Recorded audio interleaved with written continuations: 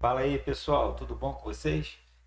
Nesse vídeo nós vamos começar a falar do módulo 1 do curso CCNA 3 da Cisco, tá legal? Então a ideia aí, esse módulo traz o quê? Esse módulo traz os conceitos do SPF de área única.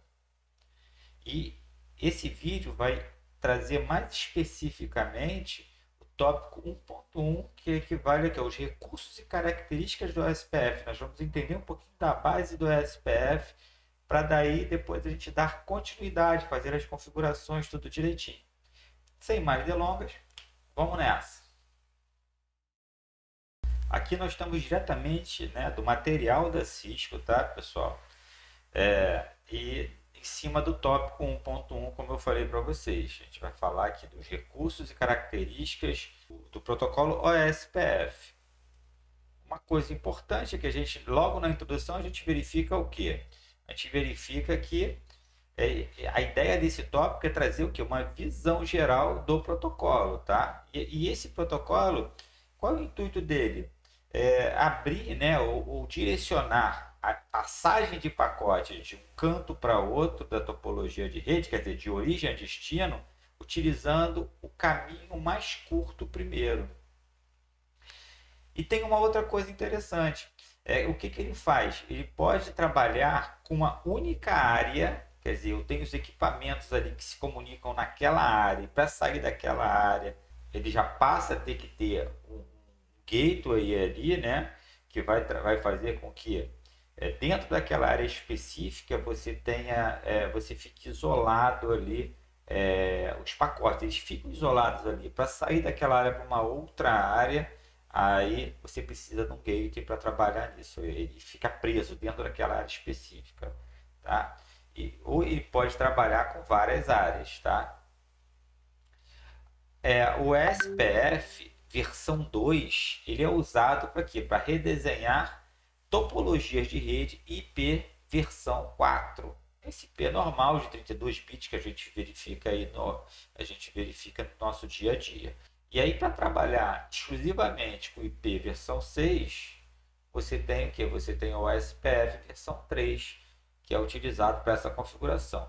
Mas o que é importante aí nesse caso? Nós aqui neste curso, dentro desse módulo, nós vamos trabalhar com o SPF versão 2 de área única. Quer dizer o que? Nós vamos trabalhar com IP versão 4, tá? E essa configuração vai ser feita utilizando apenas uma área. Beleza? Então vamos continuar. O SPF, gente, é um protocolo de estado de link, tá? E ele foi desenvolvido para quê? O que é um protocolo de estado de link? Ele verifica várias informações, a gente vai ver mais detalhadamente um pouquinho à frente, mas ele verifica várias coisas para chegar ao melhor, ao caminho mais curto de origem até destino. Ele verifica se o link está congestionado, se o link está interrompido, entendeu?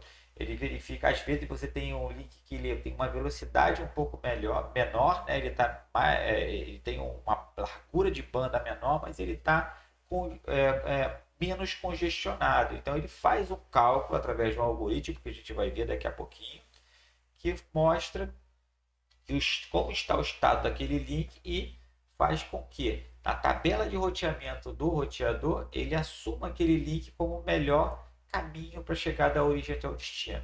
Tá legal? Vamos lá.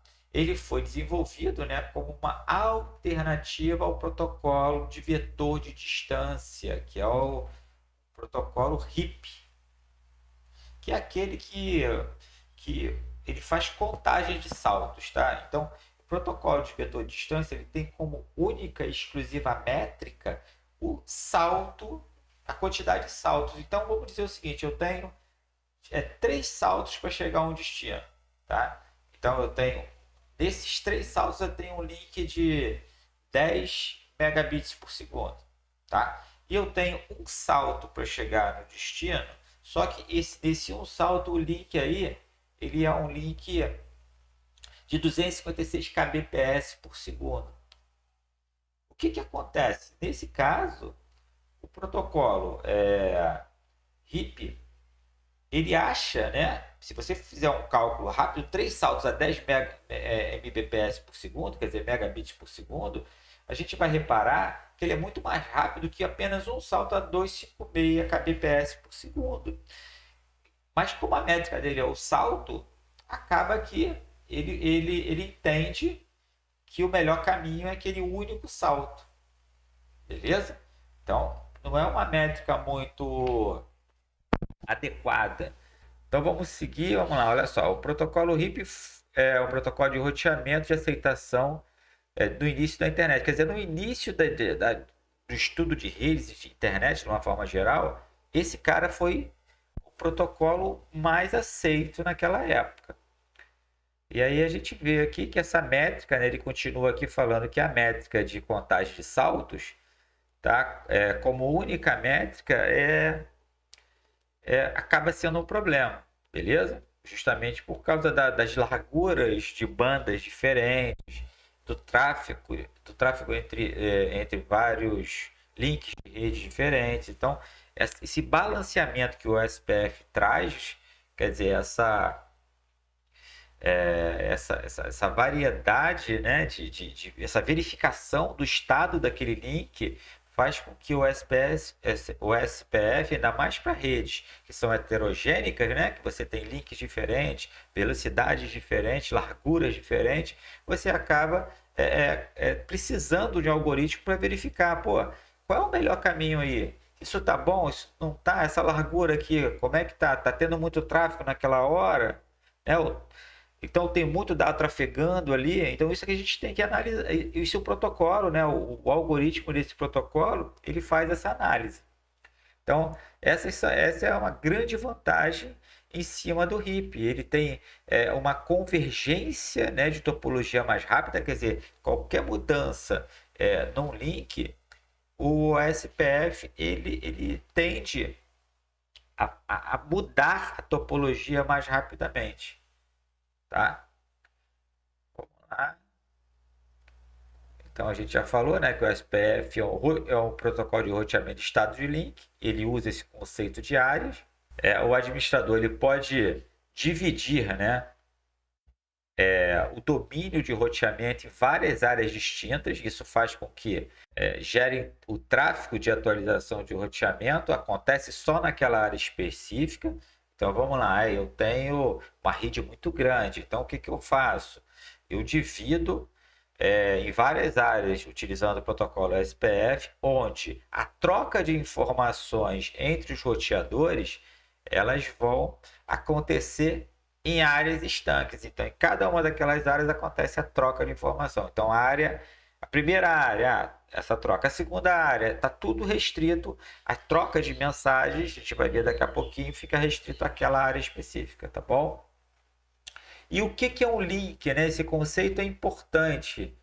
Então, um link pode ser uma interface, né, dentro do roteador, e ele também é o que? Ele pode ser um segmento que conecta dois roteadores ou o roteador e uma rede stub. O que é uma rede stub? Uma rede LAN, por exemplo, é um bom.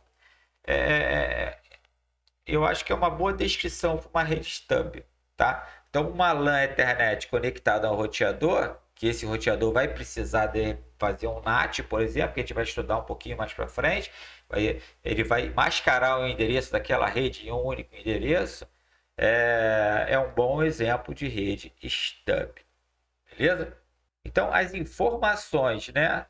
Todas essas informações de estado de link, o que vem ali, o que inclui essas informações? Você tem um prefixo de rede, com ele você tem o comportamento desse prefixo e um custo, né? Você gera um custo, que aí esse custo junto com o comprimento do prefixo mais o prefixo dessa rede vai trazer o que? Vai trazer o melhor caminho.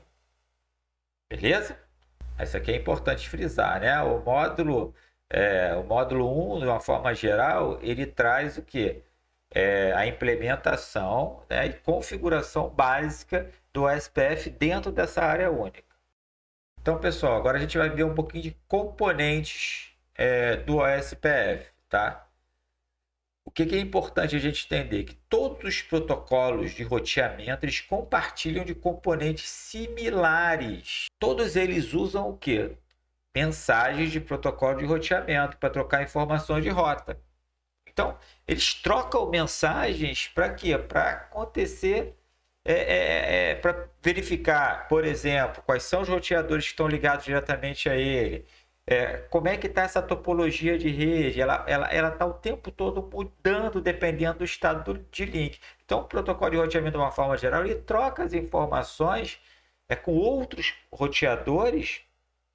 Então, o roteador A troca informação com o roteador B, com C, com D, e aí eles acabam que através dessas trocas de informação, que eles geram rotas para os destinos, beleza? Então, vamos lá. As mensagens, né, são promovidas para construir estruturas de dados, quer dizer, são bancos de dados. Esses bancos de dados, especificamente, eles são usados por um algoritmo que faz o cálculo do melhor caminho. Então, ele vai trabalhar em cima desse. Ele pega o algoritmo, roda em cima dessa estrutura de dados, né, desse banco de dados, e traz o melhor caminho depois de fazer alguns testes, fazer algumas verificações. Beleza? Vamos aqui, ó. Primeira coisa aqui, primeiro componente que a gente vai olhar são as mensagens do roteamento, do protocolo de roteamento. Qual tipo de mensagem que o protocolo de roteamento troca? Tá? Ele troca um pacote, ele chama de pacote Olá, que é um pacote para verificar lá, para mostrar que, para iniciar uma troca de mensagens. Ele troca também a descrição do banco de dados, que vai ser atualizado. Ele troca, né, mensagem de pedido de estado de link, né? Depois que ele faz aquela, ele verifica, eu quero saber como é que está o estado desse link. Aí, grosseiramente falando, é isso. Ele atualiza, em caso de mudança, um estado de link anterior. Então, ele tem uma informação prévia de um link, de um outro roteador. E aí, depois que ele faz o pedido de link, ele faz a atualização caso aconteça a mudança nesse estado de link. E aí, ele pede também a confirmação do estado de link. Então, essa troca de informação entre um roteador e outro faz com que ele sempre atualize o quê? A estrutura de dados de roteamento. Beleza? Aí, quais são essas estruturas de dados? A estrutura de dados são o quê? São bancos de dados adjacentes, né? Que ele vai criar o que em cima disso? Ele cria uma tabela, que nessa tabela contém todos os roteadores vizinhos a ele. Ele tem também uma estrutura de dados, né? Um banco de dados de estado de link, que é o LSDB, que vai gerar o quê? Vai gerar uma tabela de topologia da rede. E em cima disso, você tem uma terceira estrutura de dados, que vem a ser o banco de dados de encaminhamento. Esse camarada aqui, com base nas outras estruturas de dados, ele cria a tabela de roteamento. Beleza? Vamos seguir aqui para a gente verificar. Uma coisa importante: todas essas tabelas estão mantidas na memória RAM. Então, acontece isso é dinâmico, tá, pessoal?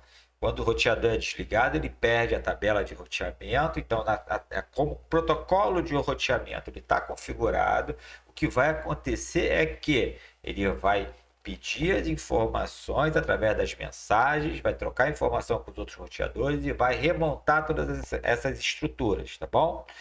Então, vamos lá. Vamos entender aqui, ó. Banco de dados de adjacência, tá? A tabela é a tabela de vizinhos, são roteadores que estão conectados a ele, né? Roteadores vizinhos, através de um link. E aí você tem, dentro dessa descrição, você tem a lista de todos os roteadores vizinhos aos quais acontece uma comunicação bidirecional entre esses dois equipamentos. Aí você também tem o que? A tabela exclusiva de cada roteador. Então, cada um dos roteadores, gente, tem o quê? Tem uma vizinhança diferente. Então você tem uma malha, né, de roteadores, você tem vários roteadores interconectados, mas cada um desses roteadores tem um roteador vizinho diferente uns dos outros. Vamos ver aqui se a gente. Depois eles têm uma imagem que isso vai ficar um pouquinho mais claro. E para visualizar essa tabela, né, essa tabela de roteadores vizinhos, é simples. O comando é show IP neighbor. Esse comando vai trazer os roteadores vizinhos ao roteador que você está aplicando o comando, tá? Que está inserindo esse comando.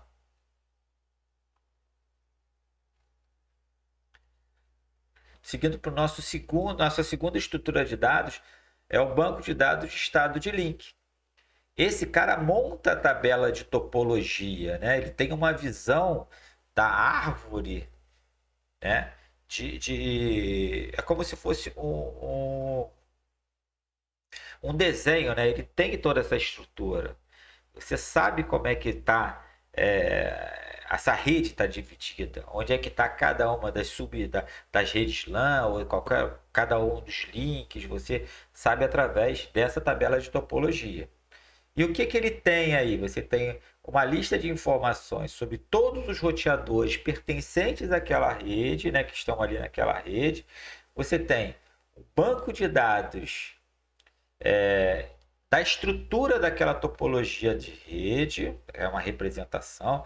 Você tem todos os roteadores de uma mesma área. Então, entenda bem, quando você está falando da estrutura de estado de link, quando você vai olhar, né, o LSDB, ele é igual, né? Então, banco de dados de estado de link, ele é idêntico para todos os roteadores pertencentes àquela área, a uma mesma área, né? Então, eu tenho os roteadores na área A, na área X, por exemplo. Então, todos os roteadores ali têm uma mesma estrutura, né?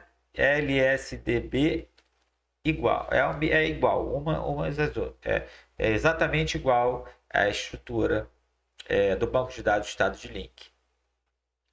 E como é que você visualiza isso? Através do comando show IP-OSPF database, para ver o que?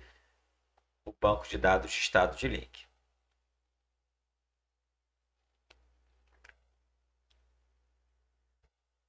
Vamos para a nossa terceira estrutura, banco de dados de encaminhamento. Que aí você aqui efetivamente você tem o que? A tabela de roteamento que está no roteador. É ali que você sabe, quando chega uma informação saindo de uma interface, entrando, passando por ele e entrando em uma outra interface, é exatamente na tabela de roteamento que ele vai saber para onde irá encaminhar aquele pacote, aquela informação. Tá legal? Então vamos lá. Você tem o que? Você tem uma lista de rotas geradas por um algoritmo executado, né, no banco de dados de estado de link. Então você tem aqui o banco de dados de estado de link, montou a topologia e o algoritmo vai lá, lê aquela topologia e executa as rotinas que vai trazer o que? Vai trazer a tabela de roteamento. Então, a tabela de roteamento é exclusiva para cada um dos roteadores, porque cada um está distante fisicamente e logicamente de outros, né? Então você para e pensa o seguinte, ó, pô, eu tenho o roteador que está conectado a uma rede X, tem o outro roteador que está conectado a outra. Então cada tabela de roteamento é exclusiva para esses roteadores que estão em redes diferentes, redes distintas. E ele também contém o quê? Contém informações sobre como e onde enviar os pacotes de roteamento. Então, poxa, eu preciso enviar um pacote que vai para a rede C. Essa rede C está ligada aonde? Eu tenho que mandar para o roteador XYZ que ele vai pegar e vai saber para onde encaminhar. Então, a ideia é essa. Tá? A gente ainda não está falando de endereço IP, eu não estou especificando detalhadamente os endereços, eu estou colocando aqui uma variável genérica como X, como Y, tá? Mas a gente vai detalhar isso com mais tranquilidade, mais calma mais para frente, tá bom? Bom, qual o comando que eu visualizo essa criança? Show IP route. Particularmente, depois de uma rede configurada direitinha, dificilmente quer dizer, dificilmente. Você usa os outros comandos, mas para você olhar como é que está a tabela de roteamento, é o que eu mais uso particularmente. Show IP route, como é que está essa tabela de roteamento? Para onde ele vai? Como é que ele vai? O que ele tá? Qual é a conversa que ele está tendo com os roteadores vizinhos? O que eles estão entregando de rotas para esse roteador? Show IP route, você vai saber, tá? Vamos lá, então. E aqui por último nós temos o que? O algoritmo, pessoal. Então a gente chama de algoritmo SPF, tá bom? Ele é baseado no acúmulo de custo para acessar o destino. Então, olha só. Qual é a ideia dele? Ele verifica, ele tem um monte de métricas que juntas, essas métricas traz o quê? O custo. Então, dentro desse custo, ele verifica o que é o melhor caminho, né? O caminho mais rápido para se chegar de origem até destino, tá bom? Então, ele usa esse algoritmo SPF para isso. Esse algoritmo ele trabalha, ele cria uma árvore invertida, tá? E coloca essa árvore invertida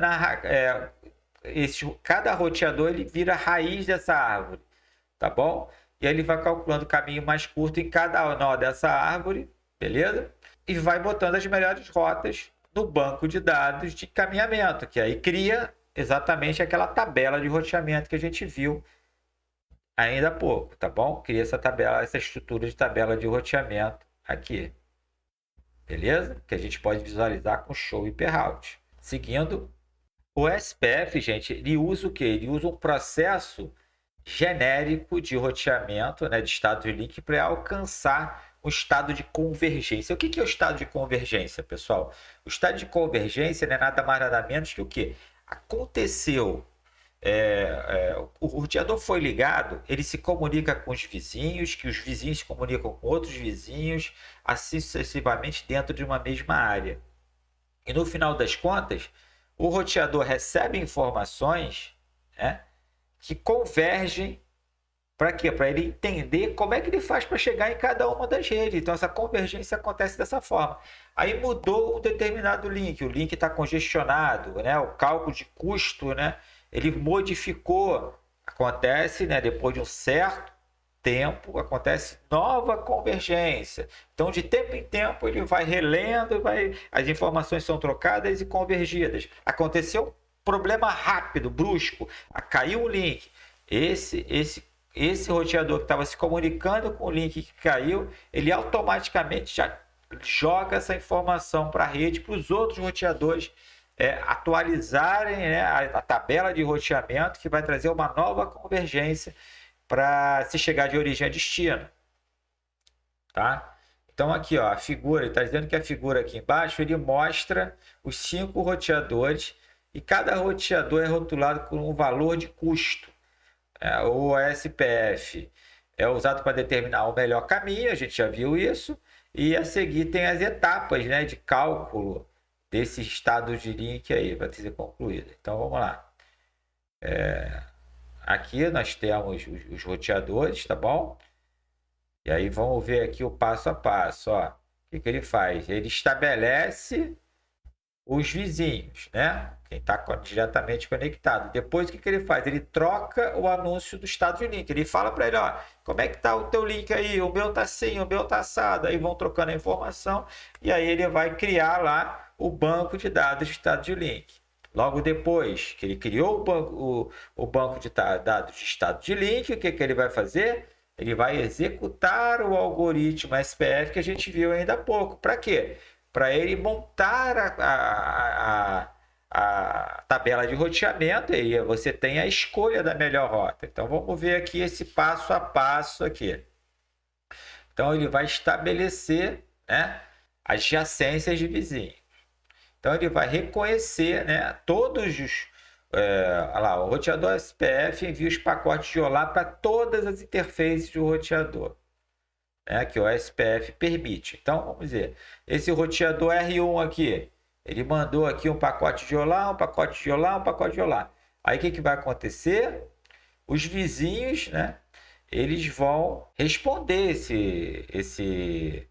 essa solicitação, esse pacote de OLA. Então, ele vai determinar inicialmente, né? Vai enviar por cada uma das interfaces, e a partir do momento que esse vizinho vai responder, ele vai estabelecer, né, uma adjacência entre esse vizinho. Então, essa comunicação bidirecional entre os roteadores faz com que eles conheçam seus vizinhos através desse pacote de OLA. Então, aí vem a segunda etapa, que é o quê? A troca de anúncios de estado de link. Então, depois que os roteadores já identificaram os roteadores adjacentes a eles, eles trocam anúncios de estado de link, que são chamados de LSAs. Esses LSAs, eles vão classificar, eles vão servir para quê? Para os roteadores, através daquele algoritmo, entenderem qual é o custo para se chegar, né? O custo de cada link diretamente conectado. Então, os roteadores, eles inundam a rede com várias LSAs, informando quais são os roteadores vizinhos a eles, tá? Então, eles vão mandando. Então, esse roteador aqui, por exemplo, tem esse cara aqui como vizinho, mas olha só, ele vai avisar para outro roteador que ele também tem esse vizinho para cá. E aí, esses LSAs são trocados por toda a topologia. Beleza? Isso vai acontecendo até todos os roteadores da rede, né, terem todas as LSAs daquela topologia. Depois disso, o que acontece? Se cria o banco de dados de estado de link. Então, nós temos lá, depois que as LSAs são enviadas, né, e aí os roteadores recebem LSAs de todos os roteadores que estão rodando o SPF naquela mesma área, ele vai fazer o quê? Vai criar a tabela de topologia, a gente chama de LSP. Então, é a nossa tabela de topologia de rede, a convergência de topologia. E esse banco de dados, que é o banco de dados que tem a tabela de topologia, mantém todas as informações sobre a topologia daquela área específica. Então, se esses roteadores estão numa mesma área, essa tabela de topologia tem as informações capturadas através das LSAs de todos os roteadores dessa topologia aí, tá bom? E logo depois dessa topologia montada tem o que? A execução do algoritmo SPF, que a gente falou ainda há pouco. Então, os roteadores, né, em seguida, executam o algoritmo SPF, que vai calcular o quê? Pega todas aquelas métricas e verifica o menor custo para se chegar no destino, através do quê? Da montagem daquela árvore invertida. Ele cria a árvore SPF para poder gerar daí o que? A tabela de roteamento, que é um pouquinho mais para baixo. Então, olha só, ele vai gerar através da tabela de topologia, rodou o algoritmo, criou a árvore SPF, beleza? E por último, ele, levando em consideração a árvore SPF, ele vai determinar o melhor caminho, né, para cada endereço, né? E aí você criado através disso a tabela de roteamento. Nós temos aqui, ó, ele verifica o seguinte, aqui, ó, caminho mais curto para esse cara aqui chegar à rede 10.0.0.16, que é o que, ó, 10. Vamos ver aqui. Aqui, ó, essa rede aqui, ó, 10.5.0.0.16 é o que? É enviar para o R2 e o custo disso é 22. Então ele vai montando isso. E ele vai trazendo todas as informações da tabela de roteamento com o seu custo específico. Tá legal? Então ele pega com base, né, daquela árvore invertida, ele cria a tabela de roteamento e publica, né, especifica um custo para cada envio de informação dali da onde ele está até o destino. Beleza? Aqui nós temos o SPF de área única, né, e de multiárea.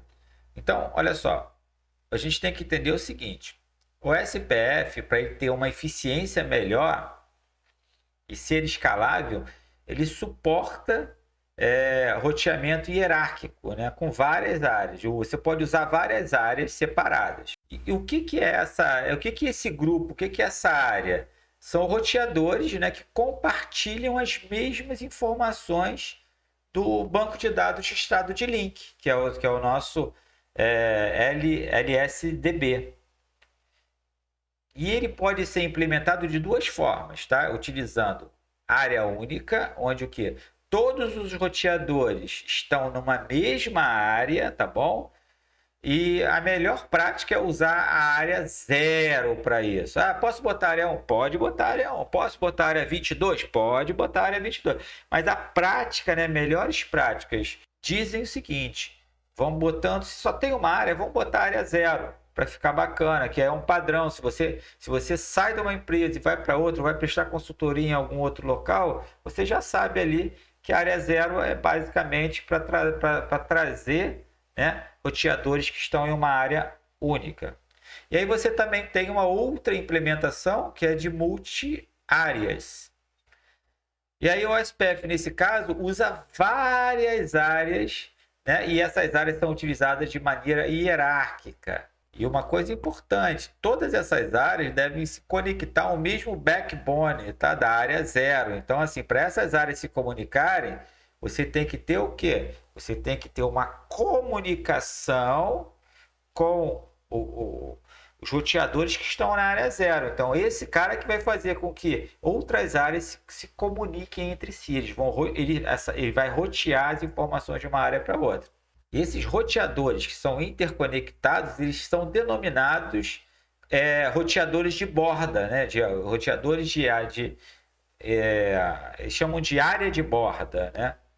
Aí você tem a sigla ABR, tá bom? Mas lembrando que o foco do nosso módulo é o SPF versão 2 de área única. A gente não vai estudar multi-áreas desse material. Aqui é um exemplo, né? Ó, o SPF trabalhando com área única, então você tem lá os roteadores, todos eles, tanto que estão dividindo aqui um link de cabo direto, né? Que é aquele link que a gente vê normalmente na sala de aula, nos escritórios, normalmente azul ou cinza, que é aquele cabo RJ45 para esse tipo de cabo, né? E aqui o cabo serial, que é aquele cabo normalmente de redes WAN, que interconecta a redes WAN. Só que eles estão numa mesma área. Agora vamos ver o exemplo de multi-área. Você tem uma área de roteadores, onde você tem um roteador, que é o backbone, né? Que ele está lá na área 1, que tem um link na área 1 e tem um link na área 0. Você tem os roteadores que estão na área 51, que pertence a esse R2 aqui.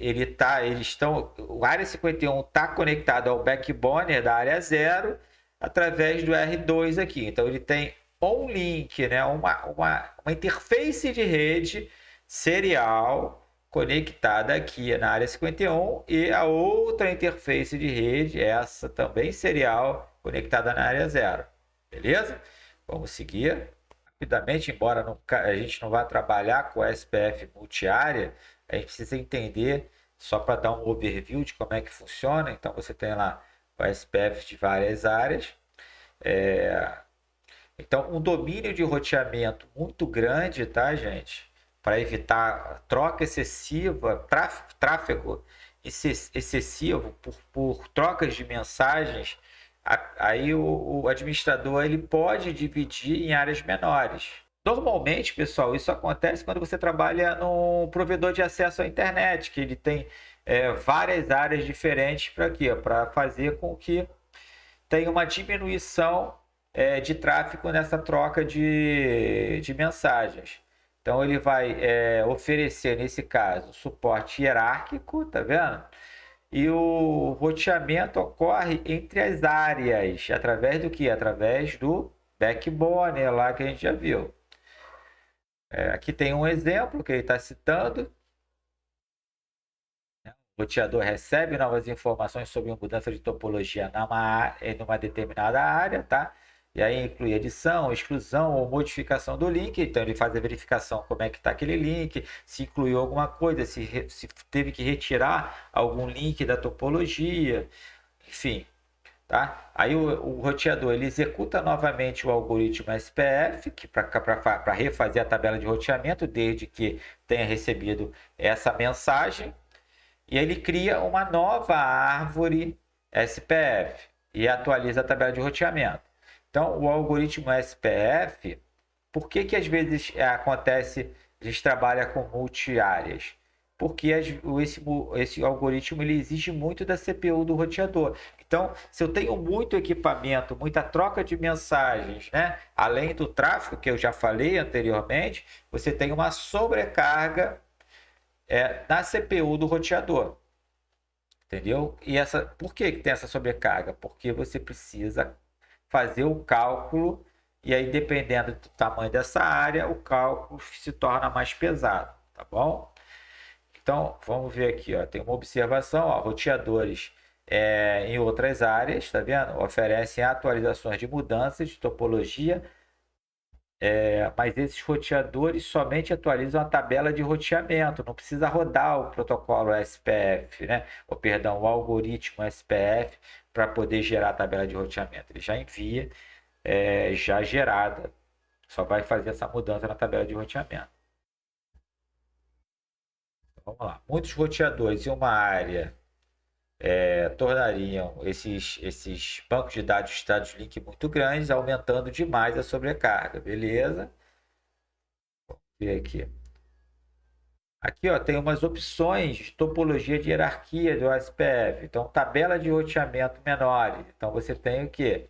Se você trabalha com várias áreas, né, de OSPF, o que vai acontecer? Você passa a ter tabelas menores e você tem menos entradas de tabelas de roteamento. Isso ocorre, né, porque a mudança de endereço pode ser resumida entre as áreas. Então, você já tem um processamento naquela área específica. E aí, quando manda para outra área, você já tem um resumo, você não precisa fazer cálculo, tá bom? Você evita sobrecarga de atualização do estado de link. Então, quando você faz a projeção, né, de OSPF de várias áreas, você minimiza o problema de processamento e memória do roteador. Lembrando que isso sempre, se você só vai ter esse tipo de problema se você tem uma quantidade excessiva de roteadores sob sua administração, tá bom? E aí você também tem a parte de frequência reduzida de cálculos de SPF, foi o que eu falei anteriormente. Né? Você, com várias áreas distintas de localização, o impacto de qualquer alteração dentro daquela topologia, ele vai minimizar esses efeitos, tá? Porque aí vai evitar o quê? Vai evitar essa inundação desses pacotes SLAs para a borda de cada área, beleza? E aqui tem um exemplo, né, da figura. Então você tem o R2, no caso, cadê o R2? R2 é esse cara aqui. O que ele vai fazer? Ele vai, você vê, ele é um roteador de borda, né, para essa área 51. Então o R2 é um roteador de borda. O que é o roteador de borda? Ele conecta duas áreas distintas, né? Então qualquer alteração, né, na área 51 aqui, o que acontece? Ele faz com que os roteadores da área 51 reiniciem esse algoritmo SPF para fazer o cálculo da tabela de roteamento. Então, eles criam a árvore SPF e atualizam suas tabelas de roteamento, tá bom? Aí, o R2 lá, ó, tá vendo? O roteador de borda, o que ele vai fazer? Ele envia um LSA para os roteadores da área 0, que eventualmente iriam inundar também o domínio do roteamento SPF. Esse tipo de LSA ele não faz com que os roteadores das áreas reexecutem a SPF, eles só precisam atualizar o link, o banco de dados de estado de link da tabela de roteamento. Então, assim, o que acontece aqui Aqui é uma troca de LSAs, beleza? Por quê? Porque esse link aqui caiu. Então eles trocaram aqui. E esse cara aqui ele vai mandar um resumo para esse cara aqui que vai atualizar apenas a tabela de roteamento. Ele não vai precisar mandar o LSA. Então, uma atualização do estado de link. Beleza? Vamos seguir aqui. Aqui, ó, tá vendo?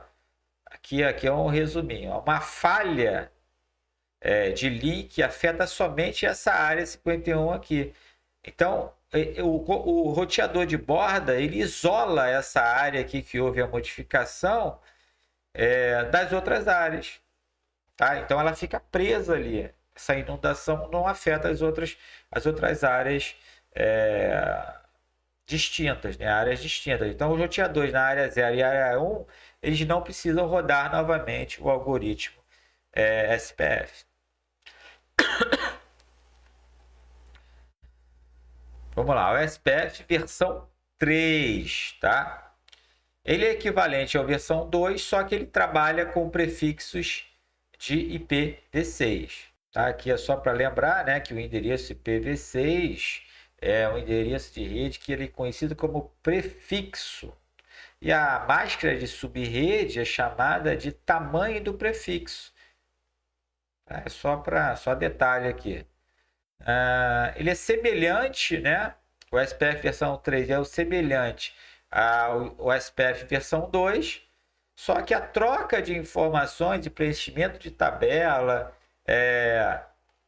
ele trabalha com IPv6, então ele trabalha com prefixos remotos, beleza? Então tem uma observaçãozinha aqui, pessoal, que é só para pontuar que o SPF versão 3 ele inclui o suporte tanto para IPv4 como para IPv6, mas como o curso aqui ele não abrange o SPF versão 3, a gente tem que entender que ele está fora do escopo, né? Ele não faz parte do escopo desse curso. O SPF versão 2 ele funciona na camada de rede IPv4, a comunicação entre outros pares de IPv4. Então, se a minha rede é IPv4, eu utilizo o IP, se a minha rede é IPv4, eu utilizo o SPF versão 2 para isso. O SPF versão 3 ele tem a mesma funcionalidade, só que para transporte de pacote IPv6, beleza? Vamos ver aqui. Estruturas de OSPF versão 2 e OSPF versão 3, tá? Mesmo esquema de tabelas, tá vendo? É tudo igual, tá vendo? Reparem só. Versão 2, você tem a tabela de vizinhos, você tem a topologia, a tabela de topologia, a tabela de roteamento. A mesma coisa acontece na versão 3, beleza? Dos dois roteadores, só que utilizando aí o IP versão 6. Então, pessoal, aqui é a verificação de entendimento de vocês. É uma sequência de perguntas e respostas para vocês tentarem entender a compreensão de vocês até o momento. Beleza? Então, pessoal, esse foi o vídeo falando sobre o tópico 1.1, que se refere ao que? Aos recursos e características do protocolo de roteamento SPF. No nosso próximo vídeo, nós vamos falar sobre os pacotes OSPF. Tá legal? Então, até lá, pessoal, e bons estudos!